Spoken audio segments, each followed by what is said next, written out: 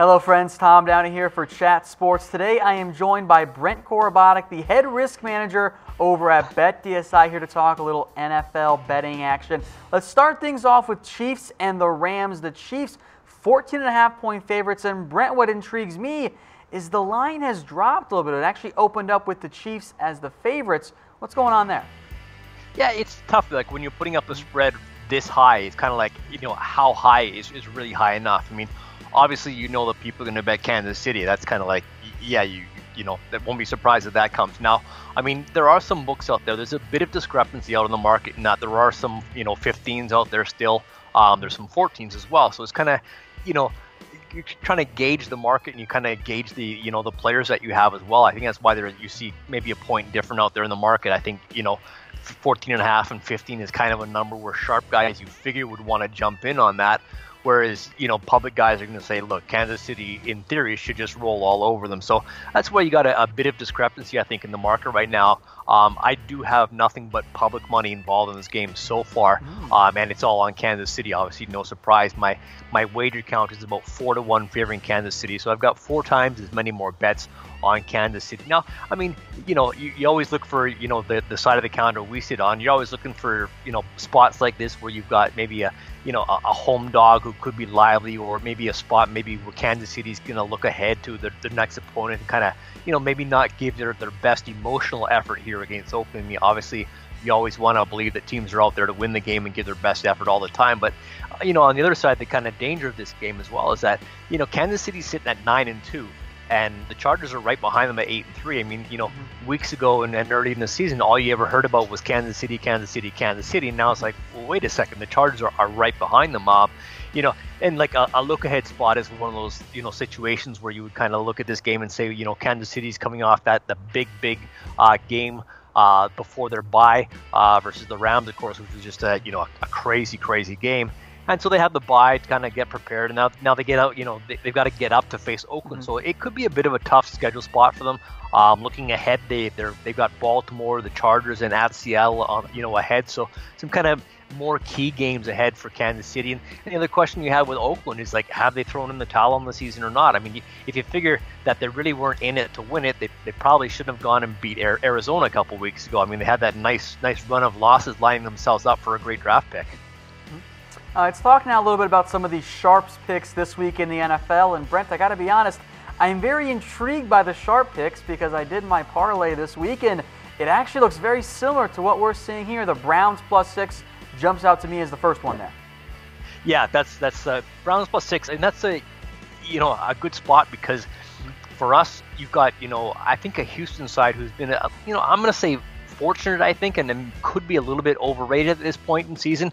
And public guys are going to look at this game and they're going to see Houston's won 6 games in a row, so they're obviously decide to bet. And so I've got, I'm having no trouble getting Houston money at all. But also on Cleveland's side, they've been kind of like a bit of a darling, I guess, ever since Mayfield came in, and now that they've made the coaching change, they're almost a completely different team. So it's an intriguing game in that we have seen a little bit of line movement already.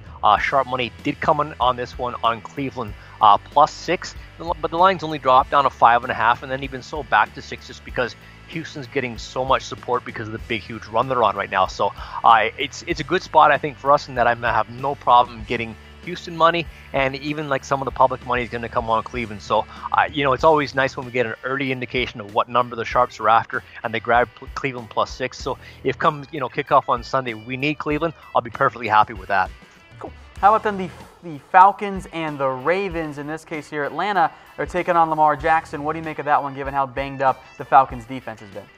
Yeah, I mean, I'm kind of nervous about this one, but the sharps did come in and grab Atlanta. Now I look at the line movement, and it does coincide with with Atlanta as well. So I take a bit of comfort in that. But it's a strange spot in that Baltimore. I mean, again, Baltimore's a team who's kind of fighting for the playoff lives, I guess, at 6-5, and Atlanta's 4-7 on the year. They've lost 3 in a row. So they've been so banged up all season long, and Atlanta, they really didn't look very good last week either. So here they are at home now against Baltimore. Again, Baltimore, you got Jackson at quarterback now.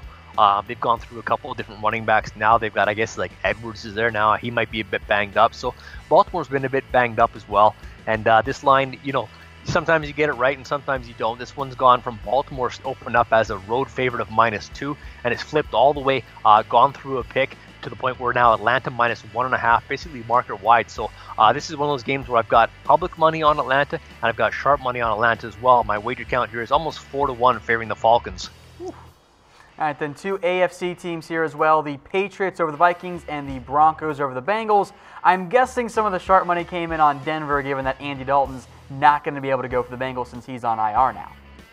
Yeah, and I wonder if Dalton was out there, whether that's, the sharps would have been on Denver anyway. I mean, Denver's been, a feisty team. They've won a couple of games in a row, and they're kind of, back in the thick of things. Whereas Cincinnati, Dalton's always, been hurt quite a bit.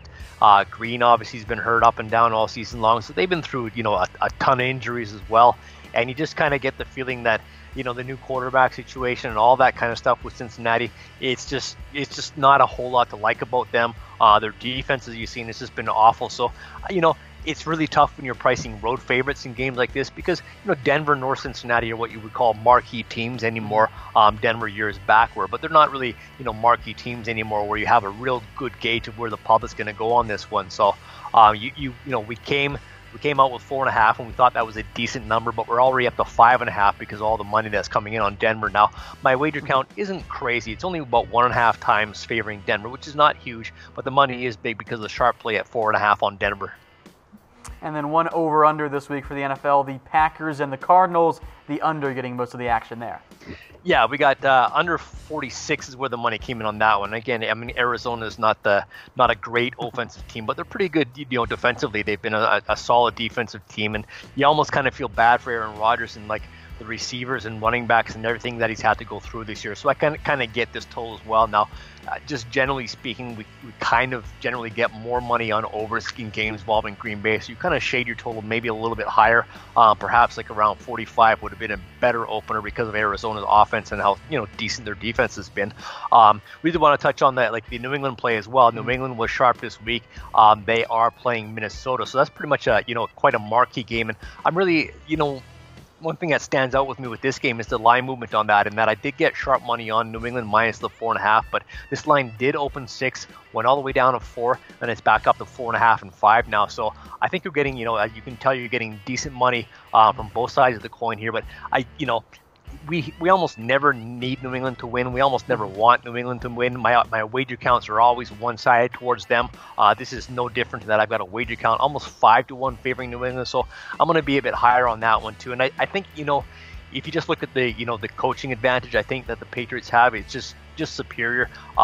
Minnesota is kind of like weak rushing the ball, but they pass the ball decently, but New England defends the pass decently. And where these teams are weak and strong, I think favors New England. And also New England, the way they run, the running backs out of the backfield catching balls, I think it's going to cause a whole lot of trouble for Minnesota. So my wager count kind of scares me, and I'm going to be a little bit high on New England because of that.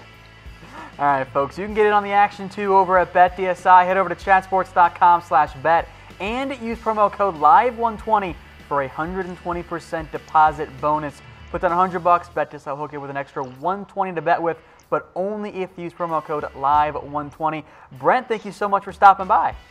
Appreciate you having me on.